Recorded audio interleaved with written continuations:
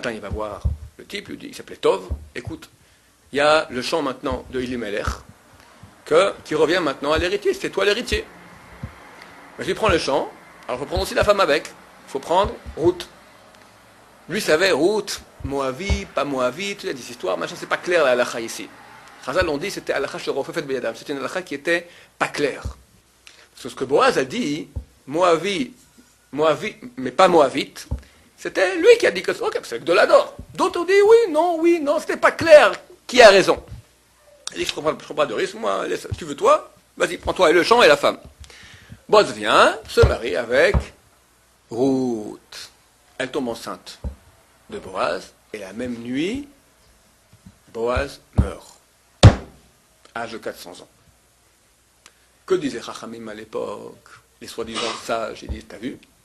Boaz, qui a vécu un tzaddik pendant 400 ans, il s'est marié avec une Moabite, et il est mort. Ça veut dire quoi? Ça veut dire qu'à on ne peut pas faire avec une Moabite. Tu vois bien, Dieu, il a fait une mauvaise action, paf, sur place, il a écopé. Elle aura un fils, Ruth. Il s'appellera Oved. Oved se marie, bien que cette halakha fait faite. Mais bon, les gens n'étaient pas clairs, il a réussi à se marier. Oved met au monde Ishaï. Ishaï qui sera le père de David. Ishaï qui est un des plus grands tzadikim que l'histoire ait connu. Chazal dit, il y a 4 personnes dans l'histoire qui sont morts, Be'etio shel Nachash, c'est-à-dire qu'ils sont morts du venin du serpent originel. Le serpent, il a mis la mort dans le monde. Avant lui, l'homme était éternel. Si ce n'était le venin du serpent, c'est-à-dire qu'il y a la mort dans le monde, cet homme-là, Ishaï, ne méritait pas mort. Il n'avait aucun péché. Aucun péché. Il y a 4 personnes comme ça dans l'histoire. Ishaï, Binyamin, Kilhav, Lévi. Il y en a qui disent aussi Amram. 4. Ishaï se marie avec une tzadéket qui s'appelle Nitzevet bat Adiel, la mère de David Amelech. Nitzevet bat Adiel. Il a avec elle 7 enfants. Après 7 enfants, il se dit, Ishaï, tu sais Nitzevet, il y a des gens, les rabbinim discutent beaucoup. Moavi, Moavite, pas Moavi, oui Moavite, non. Moi je suis un descendant de Ruth. Je suis un Moavi, mais descendant de Moavite. Donc c'est pas clair, est-ce que je dois me marier avec une juive comme toi, Nitzevet? On a fait 7 enfants.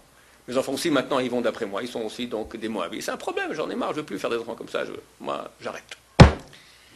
Il n'a pas divorcé. Mais, relation, plus de relation. Après 3 ans, il se dit, j'ai une idée. Je vais maintenant faire en sorte que ma descendance devienne kasher lavo bekahal, permis de se marier. Moi, il y a un doute, est-ce que j'ai le droit maintenant de me marier avec une juive ou pas? Moavi, pas Moavite, c'est une discussion terre-à-bain. Il y a un truc. Si quelqu'un chas shalom, il est mamzer, ou il est Moavi, pas Moavite, il est Moavi, c'est clair qu'il ne peut pas marier avec une juive. Qu'est-ce qu'il peut faire? Il y a une combine à faire. À l'époque, il y avait la servitude. Il y avait des gens qui avaient des serviteurs et des servantes. S'il prend une servante qui était knaanite, une servante de l'époque, non juive, elle est non juive, il achète en tant que servante. Si il se marie avec elle, en tant que servante, les enfants de cette servante ont un statut de serviteurs cananéens. Ils ne sont pas juifs. Ils ne sont pas fils du père. Ils sont fils de la mère. Qu'est-ce qu'il fait? Une fois qu'elle a fait des enfants, il les libère. C'est-à-dire, il les libère, il les rend juifs. Une servante ou des serviteurs knaanim qu'on libère deviennent juifs. Mais juifs comme un converti. Ils ne sont pas fils de Ishaï. Génétiquement, oui. Mais au niveau de la filiation, vu qu'ils étaient des fils de servantes, ils sont aussi serviteurs, knaanim. Quand on les libère, c'est comme si on les convertit, ils deviennent des juifs à part entière. On regarde qui est leur mère est une knaanite, c'était converti, ça va. Le père Moavi, cette filiation au père disparaît. Donc moi j'aurai des enfants qui seront, c'est vrai, pas affiliés à moi, mais ce seront des enfants qui seront cachers. Il y a une servante, knaanite. La servante, écoute, prépare-toi, cette nuit, je me marie avec toi. La servante, il ne comprend rien du tout. Quoi? Ishaï, ce grand sadique, se marie avec moi, qu'est-ce qui se passe là? Elle va voir sa maîtresse. Nitzevet Batadi, elle lui dit, écoute, je sais pas, ce que votre mari m'a dit, cette nuit, on se marie, tout ça. Nitzevet dit, écoute, prépare-toi, et en douce, la nuit, c'est moi qui viendrai à ta place. Ainsi dit, ainsi fait. Ishaï n'est pas au courant. La femme était extrêmement pudique à l'époque. Ouais, on ne voit pas qui c'est. Quelques mois plus tard, Nitzevet est enceinte. Ishaï dit, je comprends rien. Ça fait 3 ans que je n'ai pas de relation avec elle. Elle est enceinte. Elle a fait znout, elle a une relation avec quelqu'un d'autre. L'enfant, c'est un mamzer. David, il va naître. Comment il est, David? Tout rouquin. Ah ben voilà, regardez-moi ce rouquin d'où il vient. Moi, je suis brun, ma femme est brune. C'est quoi ce rouquin? Ah, c'est certainement un Écossais qui est passé ici. Et il a mis ma femme enceinte. Tu vas pas la divorcer dans ce cas-là? Hein? Tu vas pas la divorcer dans ce cas-là? S'il y a des témoins, oui. Mais on ne sait pas. On ne sait pas. Pas de témoin. S'il y a un témoin, oui, il n'y a pas de témoin. Elle est enceinte. Ok, question. Peut-être c'est la grâce qui l'a mis enceinte, je ne sais pas. D'accord? On ne sait pas ce qui se passe. Hein? Sota, c'est pas. Sota, c'est s'il a interdit à une femme de s'enfermer avec un homme, elle s'enferme avec cet homme-là. Alors là, on fait Sota. Il n'y a pas de témoin, donc on ne peut rien faire. Évidemment, dès que David grandit, qu'est-ce qu'il veut, Ishaï? Première chose, se débarrasser de ce mamzer. Un bâtard à la maison, en bon français, pour le grand de la génération, ça la fout mal.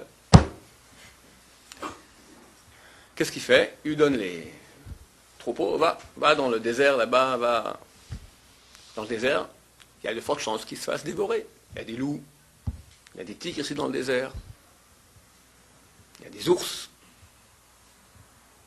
Le but de Ishaï, d'apprendre la bonne nouvelle que, hélas, son fils David s'est fait dévorer par un ours. Le roi David Misken, il grandit, il a un neshama extraordinaire, il est fils du Gdolador. Nitzevet ne dit rien à personne. Pourquoi? Elle ne veut pas mettre mal à l'aise la Shifra, la servante. Elle ne dit rien à personne. Elle garde pour elle. Mais elle voit comment son fils est envoyé là-bas dans les airs, elle prie que Dieu la protège, que Dieu le protège. Et Dieu le protège. Et le bénit. Et le Melech commence à étudier la Torah. Il voit les cieux, il voit les astres la nuit, il se met commence à écrire ses premiers Teilim. Et tous les Teilim du roi David, c'est toute son histoire à lui. Il commence Teilim, je vous le citer un peu, chapitre 8. Lorsque je contemple tes cieux, œuvre de ta main, la lune, les étoiles que tu as formées, qu'est donc l'homme que tu penses à lui, le fils d'Adam que tu le protèges? Je connais des gens qui ont fait tchouva comme ça. C'est à l'armée ici, mon cousin, qui est à l'armée en Israël. À l'armée, on dort à la belle étoile dans le désert, c'est très beau parce qu'il n'y a pas de pollution. Spectacle d'étoiles fantastique, tu vois les étoiles, tu fais tchouva. Il a fait tchouva comme ça. Le roi David, il voit ça, il écrit les Teilim. Il y a un autre Teilim, on connaît tous, c'est le premier Teilim qu'on lit à Shabbat, dans les Teilim qu'on rajoute à Shabbat. Les cieux racontent la gloire de Dieu, le firmament proclame l'œuvre de ses mains. Le jour en fait le récit au jour, la nuit en donne connaissance à la nuit. Point de discours, point de parole, leur voix ne se fait pas entendre. Sur toute la terre pourtant s'étend leur harmonie, et leurs accents vont jusqu'aux confins du monde, là où Dieu a signé une demeure au soleil. Celui-ci, pareil au jeune époux, sortant de sa chambre nuptiale, se fait une joie, tel un héros, de parcourir sa carrière, etc., etc. Il loue Dieu, les étoiles, le soleil, la lune, les télim du roi David. Et il apprend la Torah. Comment il apprend la Torah? Il voit la nuit que le cheval ne dort jamais plus d'une demi-heure. Toute demi-heure, il se réveille. Il dit, bon, si je vais faire comme ça. Les Chazal nous disent que le roi David, la première partie de la nuit jusqu'à minuit, il dormait, mais toutes les demi-heures, moins d'une demi-heure se réveillait, pour ne pas goûter au goût de la mort. Dès minuit, il se renforçait comme un lion pour étudier la Torah jusqu'au petit matin. Pourquoi dès minuit? Akaratatov. Reconnaissance du bien. Pourquoi? Parce qu'il y a 3 générations. Son arrière-grand-mère, Ruth, est venue à minuit dans le lit de Boaz. Et Boaz aurait pu l'envoyer balader. Et Dieu a fait un miracle que non. Il n'y a pas eu de péché, il n'y a pas eu de dispute. Il n'y a eu que grâce à ça, grâce à ce que Boaz a pu répondre comme il fallait bien dans cette épreuve très dure, David a pu naître. Akaratatov. Donc dès minuit, tu la Torah. Dans le village de Bethléem, qu'est-ce qu'on dit? On dit, on voit Ishaël, le grand de la génération, on voit son fils, il l'envoie toujours balader dans le... Qu'est-ce qu'il sait? Il y a un problème là. Certainement, il a fait un problème. Ce David, sûrement, il a piqué un peu d'argent dans le porte-monnaie de ses parents. On dit, mais t'as rien compris. Il a dû seulement faire des trucs avec ses sœurs. Alors, on n'a rien compris. C'est sûrement un assassin. Les gens commencent à parler. La Shonara, avec utilité, comme ils disent, le Torah, c'est permis, n'est-ce pas? Parce que c'est un type comme David, il faut bien que Ishaël lui-même l'a envoyé, donc certainement c'est permis. Et si Ishaël fait ça, nous aussi, on peut parler contre lui. Et tout le village commence à parler. Et les parents qui parlent, les enfants qui parlent aussi. Et David rentre, et les enfants commencent à lui jeter des pierres. Elle traite de tous les noms. Il y a un vol à Bethléem. Qui on va accuser? Eh ben, c'est David. Il y a quelque chose qui s'est passé, on ne sait pas qui c'est. De nouveau, c'est David. Et David se tait. Il écrit Téhilim. Je vais vous le lire aussi. Sa mère tête, 69. Viens à mon secours, ô Dieu, car les flots m'ont atteint menaçant mes jours. Je suis plongé dans la vase d'un gouffre. Pas un pouce de terrain pour y poser le pied. Je suis descendu dans des eaux profondes et les vagues me submergent. Je suis exténué à force de crier, ma gorge est enflammée, mes yeux sont éteints à force d'attendre l'aide de mon Dieu. Plus nombreux que les cheveux de ma tête sont ceux qui me haïssent pour rien. Puissants sont mes oppresseurs qui me poursuivent de leur haine gratuite. Si je les ai volés, déjà, je leur aurais fait réparation, parce qu'on dit David t'a volé, paye. Et David il paye, il n'a pas le choix. Il n'a rien volé. Je dois faire réparation. Ô Dieu, tu serais instruit de ma folie, mes crimes ne te resteraient point cachés. Qu'il n'ait pas à rougir à cause de moi ceux qui espèrent en toi, Seigneur l'Éternel Sébacote. Car c'est pour toi que je supporte les insultes, que la honte couvre mon visage. Je suis devenu un étranger pour mes frères, un inconnu pour les fils de ma mère, parce que le zèle pour ta maison me dévore et que les insultes de tes blasphémateurs retombent sur moi. Je pleure tout en m'imposant le jeûne, et ceci même est tourné en opprobre pour moi. J'ai endossé comme vêtement un cilice, je suis devenu pour eux un sujet de sarcasme. Ceux qui sont assis, etc. On peut tout lire. En tout cas, je ne vais pas faire trop long, mais vous lisez tout le 69, c'est la vie terrible du roi David. Et comme ça pendant 28 ans. Après 28 ans, David est dans les champs, on le fait appeler, il vient. Shmuel le prophète est là, et il t'appelle. À moi il m'appelle? Oui. David vient, il va chez sa mère, il change ses habits. Qu'est-ce qu'il y a?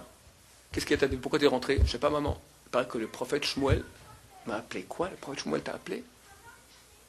Elle le suit. Il rentre, tout le village est là, tous les notables. David rentre. Shmuel voit qu'il est rouquin. Il dit, rouquin, chauffeur d'Amim, assassin. Rouge. Esav était rouquin aussi, assassin. Il lui dit, Yefé Naïm, il a des beaux yeux. Chazali, c'est quoi qu'il a des beaux yeux? Les yeux de la Hedda, de la communauté, c'est le Sanhedrin. Il fera les guerres. Oui, c'est un type qui va faire couler de sang, mais d'après le Sanhedrin, il fera tout d'après la volonté de Dieu, d'après le Sanhedrin. Il a des beaux yeux. Il va d'après les yeux de la communauté, d'après le Sanhedrin. Et Dieu dit à Shmuel, lève-toi, tu es assis maintenant devant Meshiach Hashem, le roi d'Israël. Tu es assis, lève-toi. C'est lui que Dieu a choisi pour être le roi d'Israël. Shmuel se lève. Les Chazal disent que l'huile dans la fiole, elle a sauté elle est venue comme ça, elle a monté, comme Rivka, quand Rivka s'est approchée de l'eau, alors l'eau est montée vers elle. Jacob aussi, quand il est venu vers le Nil est monté. Là aussi, l'huile est montée vers David. Tout le monde se lève, tous les notables qui critiquaient encore hier, il y a quelques secondes, David, se lèvent et disent, Yahya Melech, vive le roi. Les frères de David vont aller voir Nitzevet, Batadiel, la mère, les yeux un peu bas. Ils regardent ce qu'ils ont fait, tout ce qu'ils ont pensé, tout ce qu'ils ont dit. Ils ont soupçonné que leur mère a fait une prostitution, a fait znout, a fait l'adultère. Et bien sûr, Nitzevet leur excuse et leur dit, vous voyez, Even Maasu Abodé Matel Roshpina. On dit ça dans la Téhilim aussi, c'est dans le Hallel. La pierre que les constructeurs ont dénigrée est devenue la pierre d'achoppement, la pierre la plus principale. David, mon fils, vous l'avez comme ça mis de côté, il est devenu roi d'Israël. Qu'est-ce qu'il répond? Le verset qui vient après. Met Hashem Haitazot. C'est vrai, c'est l'une de Dieu. Hiniflat Belenu, c'est une chose que nos yeux ne peuvent pas comprendre. On ne comprend pas les secrets de Dieu. Zayom Asa Hashem Nagila Misemachabo. C'est le jour que Dieu a fait. Soyons en réjouissance que le roi David est devenu le roi David. Jusqu'à ce moment-là, personne n'est au courant que Bethléem, c'est un secret, parce que Shaoul sait qu'un roi doit le remplacer, il ne voudra jamais laisser, il sera jaloux. La suite de l'histoire, au prochain numéro. Baruch Adonai,